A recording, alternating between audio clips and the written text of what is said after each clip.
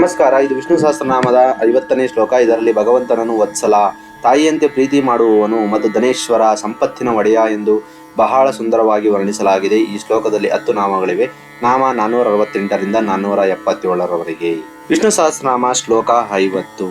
ಸ್ವಾಪನಃ ಸ್ವಾವಶೋ ವ್ಯಾಪಿ ನೈಕಾತ್ಮ Nykaa ಕರ್ಮ ಕೃತು ವತ್ಸರೋ ವತ್ಸಲೋ ವತ್ಸಿ ರತ್ನಗರ್ಭೋ ಧನೇಶ್ವರ. ಪದಗಳ ಅರ್ಥ: ಸ್ವಾಪನಃ, ಜೀವಿಗಳಿಗೆ ದಣಿವಾದಾಗ ವಿಶ್ರಾಂತಿ ನೀಡಲು ನಿದ್ರೆಯನ್ನು ಉಂಟು ಮಾಡುವವನು. ಪ್ರಳಯ ಕಾಲದಲ್ಲಿ ಎಲ್ಲರನ್ನೂ ತನ್ನಲ್ಲಿ ನಿದ್ರಿಸುವಂತೆ ಮಾಡುವವನು. ಸ್ವವಶಃ, ಸ್ವ ತನ್ನ, ವಶ ಅಧೀನ, ತಾನು ಯಾರಿಗೂ ಅಧೀನನಲ್ಲ, ತಾನೇ ಸರ್ವತಂತ್ರ, ಸ್ವತಂತ್ರ, ಇಡೀ ಜಗತ್ತು ಇವನ ವಶದಲ್ಲಿದೆ. ವ್ಯಾಪಿ, ಆಕಾಶದಂತೆ ಎಲ್ಲೆಡೆ ವ್ಯಾಪಿಸಿರುವವನು, ಇವನಿಲ್ಲದ ಜಾಗವೇ ಇಲ್ಲ. ನೈಕಾತ್ಮ, ಒಬ್ಬನೇ ಅಲ್ಲದವನು. ಧರ್ಮ ರಕ್ಷಣೆಗಾಗಿ ಮತ್ಸ್ಯ, ಕೂರ್ಮ, ರಾಮ, ಕೃಷ್ಣ ಹೀಗೆ ಅನೇಕ ರೂಪಗಳನ್ನು ತಳೆಯುವನು. ಅನೇಕ ರೂಪದಲ್ಲಿದ್ದರೂ ಮೂಲತಃ ಒಬ್ಬನೇ.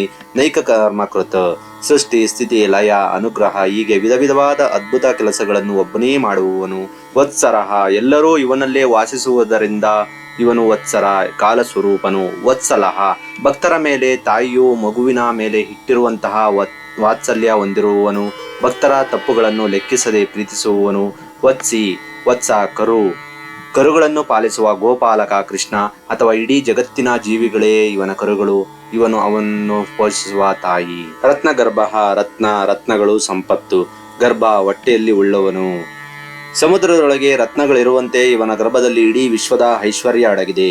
ಧನೇಶ್ವರ, ಎಲ್ಲಾ ರೀತಿಯ ಸಂಪತ್ತುಗಳಿಗೂ ಇವನೇ ಅಂತಿಮ ಒಡೆಯ. ಕುಬೇರನಿಗೂ ಐಶ್ವರ್ಯ ನೀಡುವವನು ಇವನೇ. ಶ್ಲೋಕದ ಭಾವಾರ್ಥ: ಜೀವಿಗಳಿಗೆ ನಿದ್ರೆಯನ್ನು ಉಂಟು ಮಾಡುವವನು ಅಥವಾ ವಿಶ್ರಾಂತಿ ನೀಡುವವನು, ಯಾರಿಗೂ ಅಧೀನನಾಗದೆ ಸ್ವತಂತ್ರನಾಗಿರುವವನು, ಆಕಾಶದಂತೆ ಎಲ್ಲೆಡೆ ವ್ಯಾಪಿಸಿರುವವನು, ಅನೇಕ ರೂಪಗಳನ್ನು ಕಾಣಿಸಿಕೊಳ್ಳುವವನು, ಜಗತ್ತಿನ ಸೃಷ್ಟಿ, ಸ್ಥಿತಿ, ಲಯಗಳೆಂಬ ವಿಧ ವಿಧವಾದ ಕೆಲಸಗಳನ್ನು ಮಾಡುವವನು, ಎಲ್ಲರಿಗೂ ವಾಸಸ್ಥಾನವಾದವನು, ಭಕ್ತರ ಮೇಲೆ ಅಪಾರ ವಾತ್ಸಲ್ಯ ಉಳ್ಳವನು, ಪ್ರಪಂಚವೆಂಬ ಕರುಗಳನ್ನು ಸಾಲಾಗಿ ಪಡೆದ ಹಸುವಿನಂತಿರುವವನು, ರತ್ನದಂತೆ ಸುಂದರವಾದ ಜಗತ್ತನ್ನು ಅಥವಾ ಸಮುದ್ರವನ್ನು ಗರ್ಭದಲ್ಲಿ ಉಳ್ಳವನು ಮತ್ತು ಎಲ್ಲಾ ಸಂಪತ್ತಿಗಳಿಗೆ ಒಡೆಯನಾದವನು ಆ ಭಗವಂತ.